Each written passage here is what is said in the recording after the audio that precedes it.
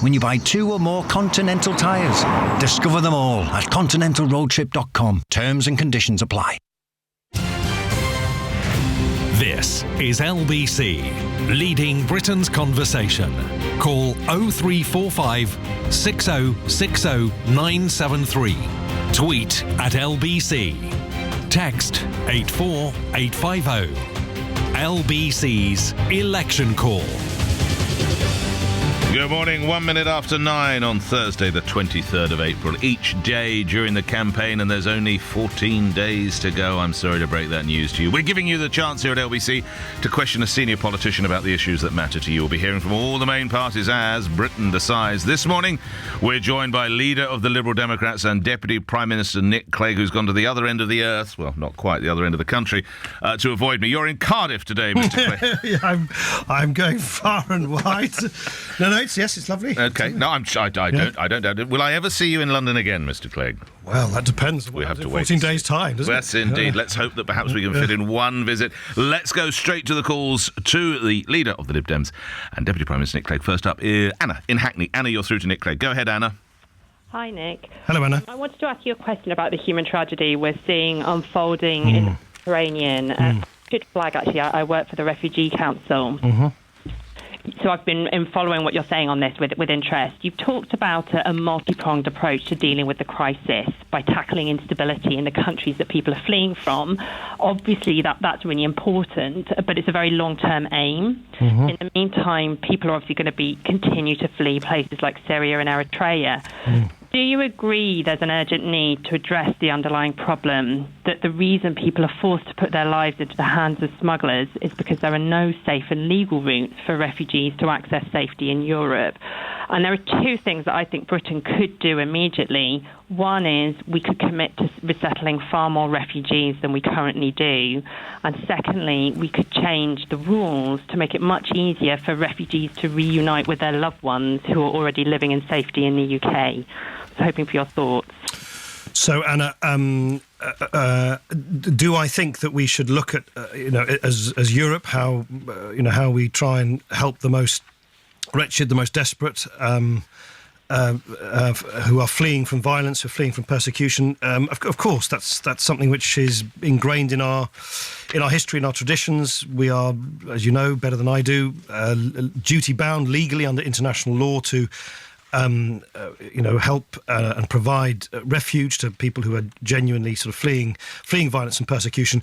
Do I, however, and I'm sure you're not suggesting this, but do I think that even if we were to do more of that, and as over time we are doing more of that, there are various schemes, as you know, which are seeking to help those who are fleeing from Syria. But even if we were to do more of that, could we absorb all of those people who are fleeing their villages, their communities, their hamlets, their cities that are being bombed to smithereens? No, clearly not. And at the end of the day, as you quite rightly say, it's Eritreans and Syrians who make up the bulk of those people who are trying to cross the Mediterranean and are perishing in the Mediterranean.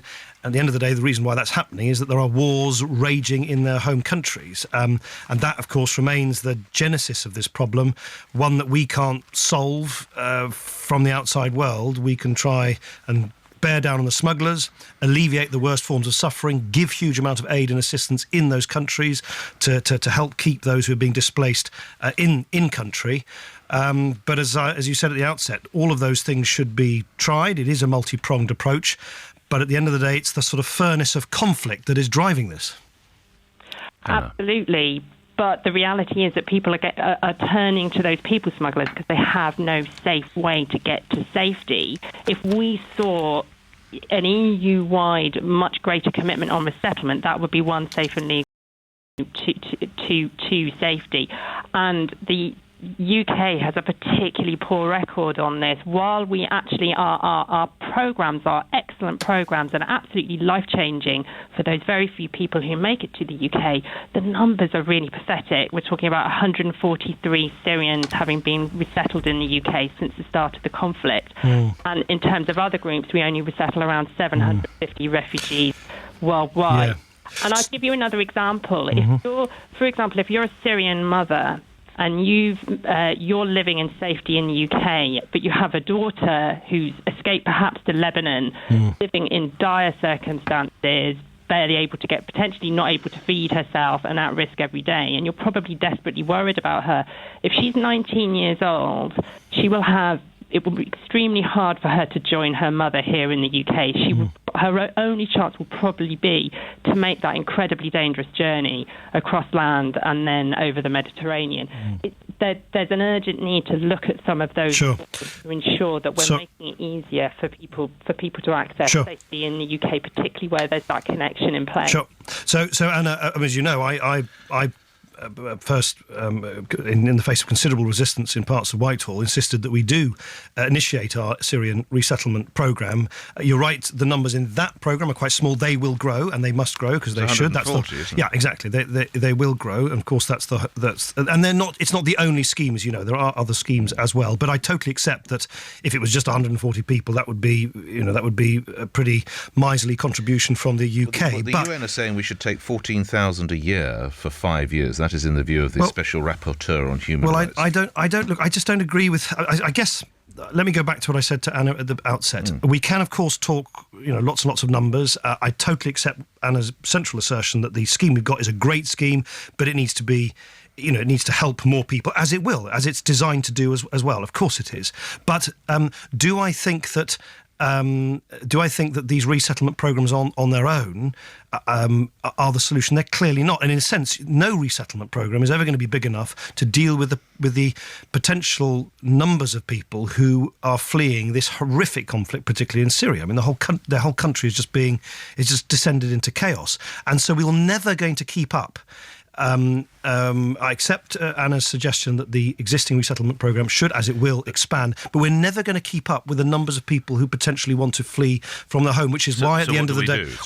that is why, in the awful sort of jargon, it is a multi-pronged approach. And I think, by the way, the fact that we are by far the world's, after the Americans, we're now the world's largest donor of assistance and emergency aid and humanitarian assistance to millions of people in Syria and in that region. It's something which should make us very proud. They still want to come here.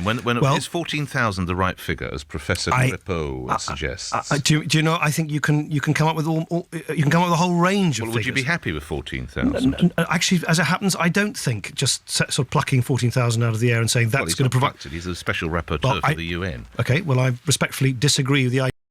Is the solution. It is not, because as I said at the outset, the real problem is that you have an almost infinite number of people who quite understandably want to flee the brutal violence which they and their families and their communities are being subject to.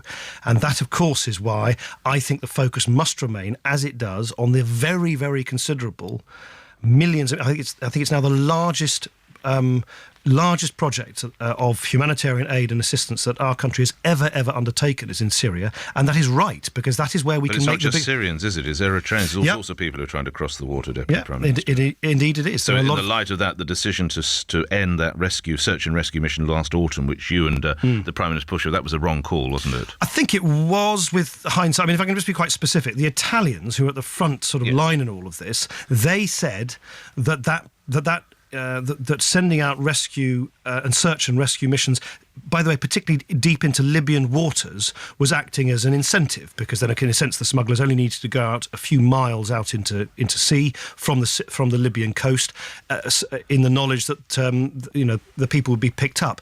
So I don't think it was... I mean, one can always be very wise with hindsight, but when the Italians themselves said, look, we want to change tack, it would have been very odd for Britain, if you like, from a much greater distance to say, no, you can't. Right. So, of course, that was a decision led by the Italians and others.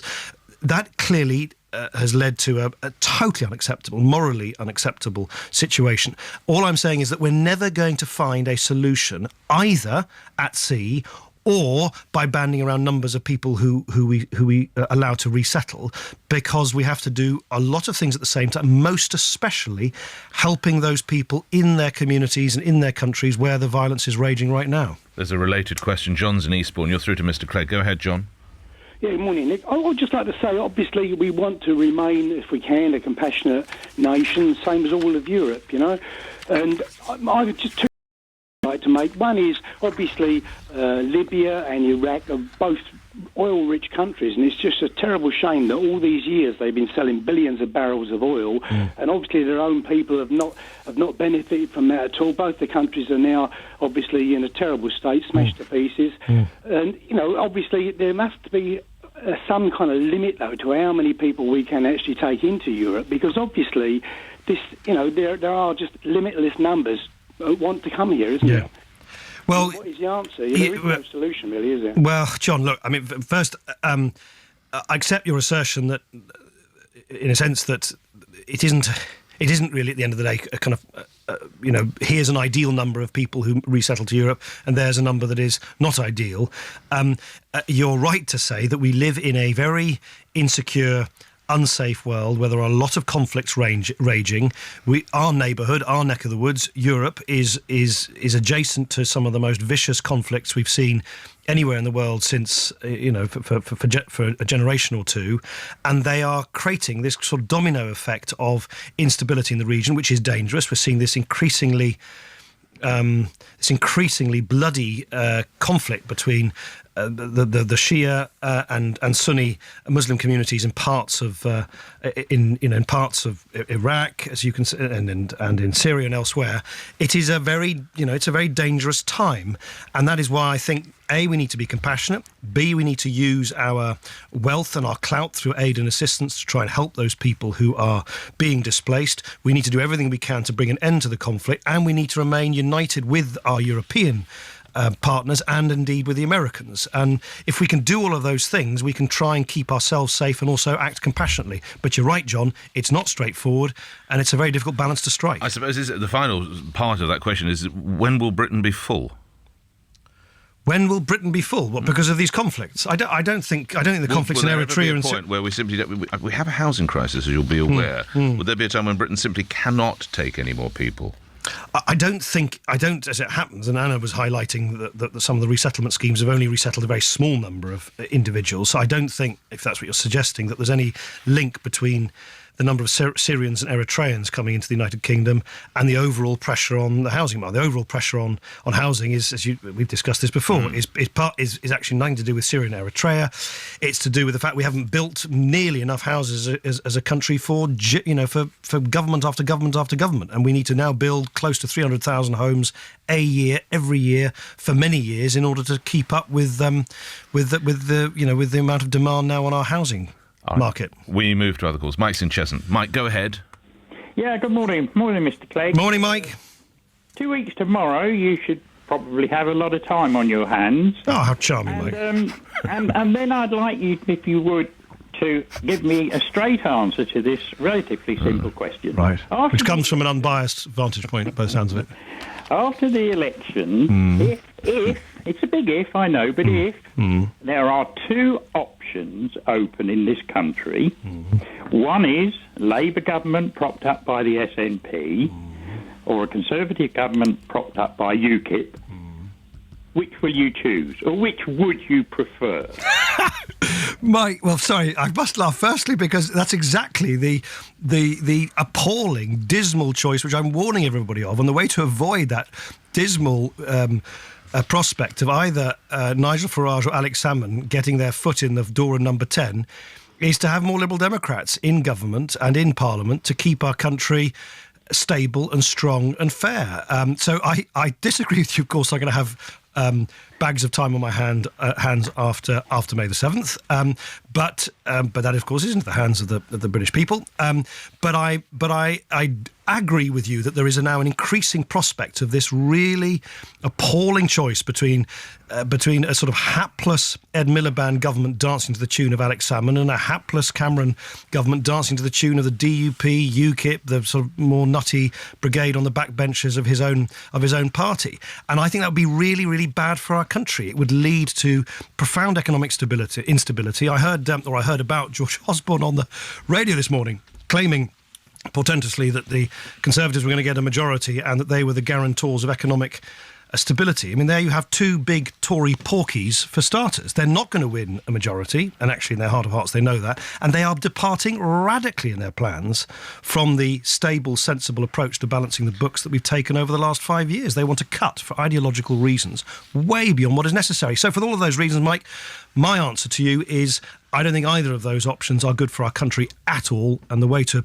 prevent that terrible fate is to vote for the Liberal Democrats. On a related theme, there's an email from Graham in Bushy. After May, will you be giving advice, and what will it be to the new Deputy Prime Minister on his weekly call-in show with Nick Ferrari called Speak to Salmond? Right, well, Mike and Graham, I very much hope that neither Nigel Farage nor Alex Salmond are the Deputy Prime Ministers of the next government, and that is the real threat. By the way, for those, I mean, there's a lot of tension has been quite rightly devoted to the kind of dilly-dallying between the Labour Party and the SNP.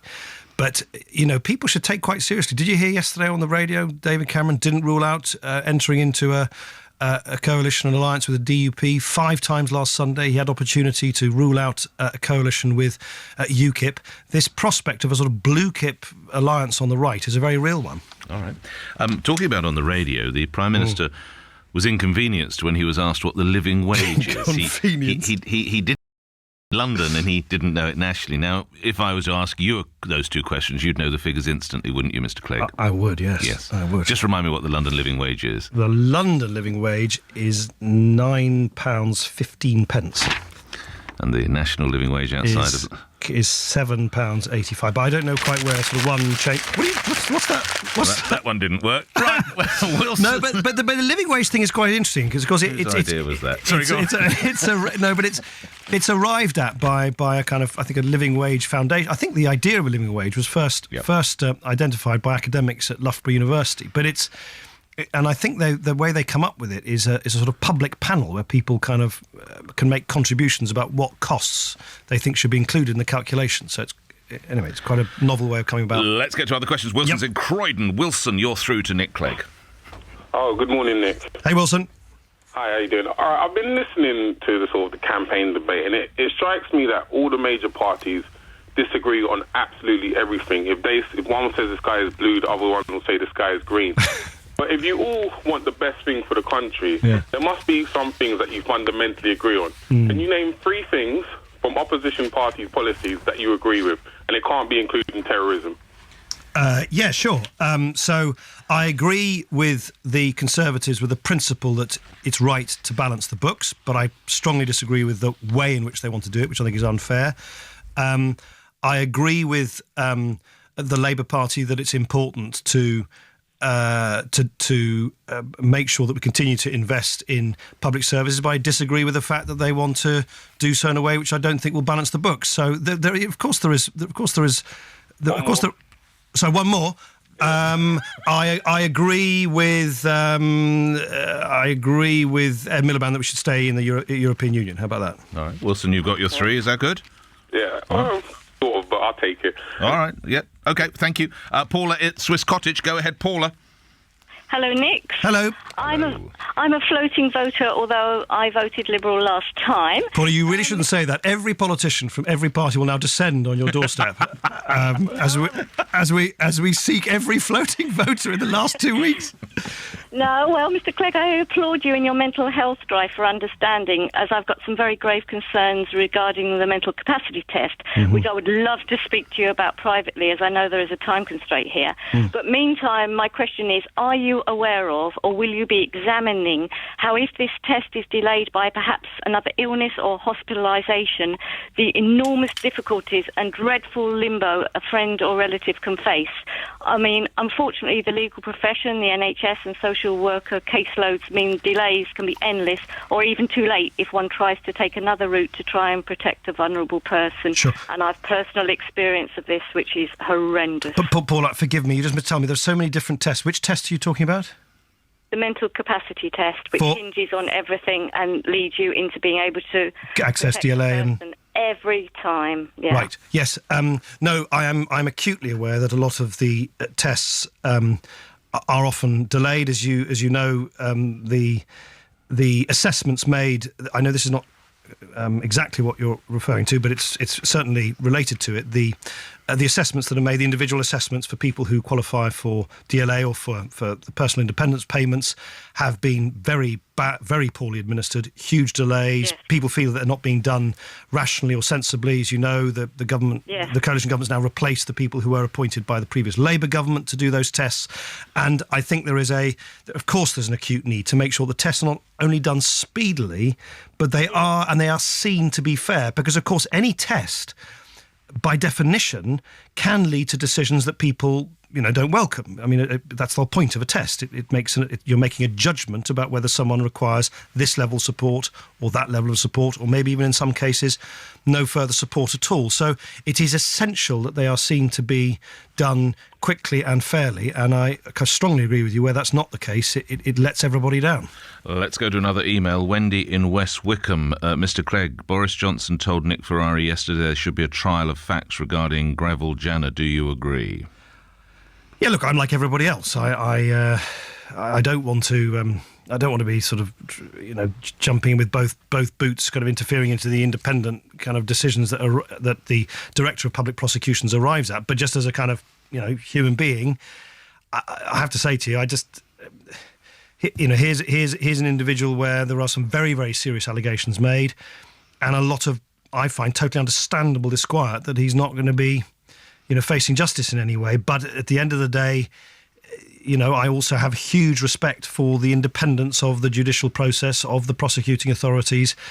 We could have a trial of facts. What's known as a trial of facts. Well, I mean, Alex Carlisle, a distinguished Lib Dem QC, was saying, look, there could be a process established which is totally independent, not only of the decision that's been taken already by the Director of Public Prosecutions, but independent, obviously, of political interference, which just looks at the facts once again to give a, if you like, a proper second opinion. And I have some sympathy with that, given that this has elicited huge disquiet, which I can't imagine anyone doesn't share that sense of disquiet. These are very, very serious allegations.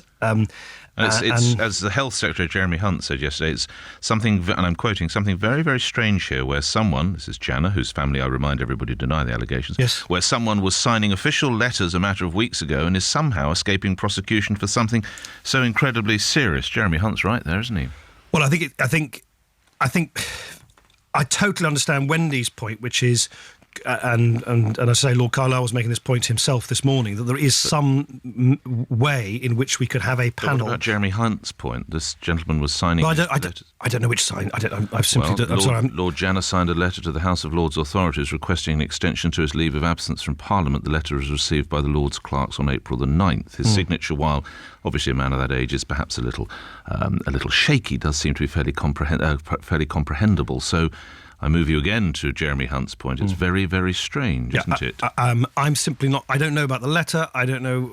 I'm sure people with dementia can sign letters. I'm not going to start making. I'm not going to start making judgments about whether one signed letter, in and of itself, confounds the judgment that the DPP has arrived at. What I do feel is, I totally understand and share the strength of feeling about this decision, and secondly, if there could be a way in which this could be looked at again entirely independently, and there's real integrity to that process, then I think that might be something that should be done. And is Alison Saunders up to the job, lastly? Well, look, the Directors of Public Prosecution need to make very difficult decisions. They need to take decisions without fear or favour. They need to be able to court controversy. But in this instance, I think it is essential that people understand fully and independently why such a highly controversial decision was arrived at. Yes, I mean, she has had a lot of advice to proceed with the charge. Yes, and as you know, the previous Director of Public Prosecutions, said that the case could have been, progressed back then. Yeah, QC and child abuse expert Eleanor Laws QC, leading counsel of the investigation, both suggested we should proceed to prosecution. Yeah, and at the end of the day, as they know, lonely post, the DPP. Yeah, isn't it? It is a lonely post, and that's why any decision taken, particularly one as controversial as this, needs to enjoy the confidence of everybody, and that's why I think the suggestion of making sure it's looked at again or reviewed again independently might be something which should now be done. Tyler's in Norwich. Tyler, you're through to the Deputy Prime Minister. Hello, Mr. Clegg. Hello, Tyler. Our question for you is, How would you enhance the everyday life and the future of the youth today if you come to power? Sorry, when you say our, why do you say... I'm sorry to interrupt, Mr. Clegg. Why do you say... Did you say our question? Yeah, I'm with a group. Right. Right. Group. Hello, Mr. group. Clegg. Yeah. Don't know what the group is, but... All right. Hello, Tyler and group. I think, first and foremost, the most important thing for... How old are you, Tyler? 16. 16. By the way, I think you and... I don't know how old your group is, should have the vote at 16 or 17, but that's another matter. I think the most important thing for someone, such as yourself, is to have a sense of optimism about the future. Optimism that you can obviously do well at college and at university, and then kind of build the kind of life you lead, find jobs, get your feet on the first rung of the property ladder. And that's why I think everything from more than doubling the number of apprenticeships which we've made available is such an important thing. That's why I think the idea that I've been talking about recently of giving you and your generation help with the have to pay for the first flat or apartment that you rent is such a good idea. Why the new rent to own scheme that I've been talking about, where you can build a stake of ownership in your home every time you pay rent, is so important. But also, I mean, more generally, I hope that you agree that some of the that my party believes in, internationalism, civil liberties, fairness, making sure we balance the book so that your generation doesn't have to pick up the tab for this generation's mistakes. I hope that is appealing to you and your group as well. Thank you, yeah. Tyler, does that work? How many of you in the group? There's 4 of us all together. There are 4. And how many, who all cheer, who would vote Lib Dem? Who would vote Lib Dem? I heard a cheer. I heard a cheer. I heard a laugh. I heard a cheer. Well, I think it was a laugh. Tyler, good luck to you all. You're right, I'm afraid you've got a couple of years to wait, but be sure to cast your vote as and when you can. Chris is in Heathrow. You're through to Mr. Clegg. Chris. Yeah, good morning to both of you. Morning, Chris. Mr. Clegg, you turned around and said you wanted to build 300,000 homes a year. Now, granted, after the Second World War, we did achieve that, but nobody has come anywhere close to that since. The average house building for the last 10 years in the UK has been roughly 160,000. Yeah, that's right. So where have you got this magical figure of 300,000? So basically, you want to double house building. How are you going to do it? Yeah, no, I agree with you, Chris, that the rate of house building is way, way below what is needed. So where did that figure come from? It's not something just sort of, invented capriciously by me. This is something, as you know, that people have been looking at the housing market. In other words, looking at how many people want to buy homes, live in homes, and how many homes we have built to provide for them. That the mismatch is around amounts to around 250,000, 300,000 a year that need to be built additionally. I think some of the big ideas that we've got that would help crack this is firstly giving local communities and local authorities to let them off the leash a bit from the very kind of strict straitjacket they have imposed upon them from the Treasury, which prevents local authorities from, sensibly borrowing their own money to invest in housing. Direct commissioning from government. I think there is a role, finally, and I know this is unfashionable. Danny Alexander's insisted that we try this out in a pilot in Cambridgeshire, I think it is. As you can imagine, this was quite a debate in the coalition government. The Conservatives don't like that, but my view is you can't just rely on commercial developers to do it. Why don't we, for instance, insist that we use some of the huge amounts of land that the Ministry of Defence have got, the Department of Health has got, that other parts of Whitehall have got to build more homes, and then particularly in the South East, where there is such huge demand, families want to come and move into the South East, raise families and so on. I think we should go back to the great tradition of garden cities. We've done it before. Welwyn Garden City, Hatfield, Milton Keynes, build 10 garden cities across the southeast of England over the next, with obviously local support. I think those measures in themselves, Chris, would go a long way to filling the gap. And we move to our last minute, and you will be aware, I'm sure, that a report came out saying that children as young as 8 are being found with drugs in their possession in some of have in the past shown the liberal side to your political leaning by talking about various ideas as regards drug policy. Earlier in the show, we spoke with David Rains. Mr. Rains is a former senior customs officer. He's now a fraud and crime consultant. He also works with the National Drug Prevention Alliance. He taped this question for you, Mr. Clegg. Well, I would say to him and to the Green Party, who also want to decriminalise and normalise cannabis, where's the justification? There's nothing particularly green or good in young people or anybody poisoning their brains and bodies with a toxic thing like cannabis. Mr. Clegg.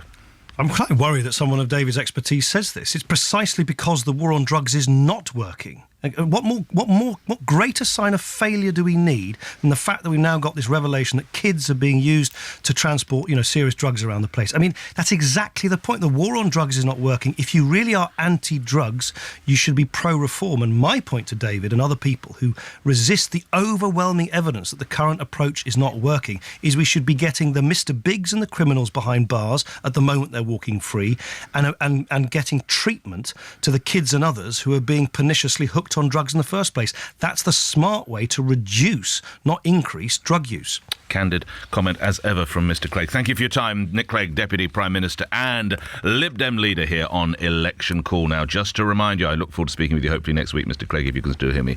On Monday, we heard from Labour. Chuka Amuna on Tuesday. It was the turn of UKIP, their deputy chairwoman or man, Suzanne Evans. Yesterday, some of you might recall, the Conservative Boris Johnson with me.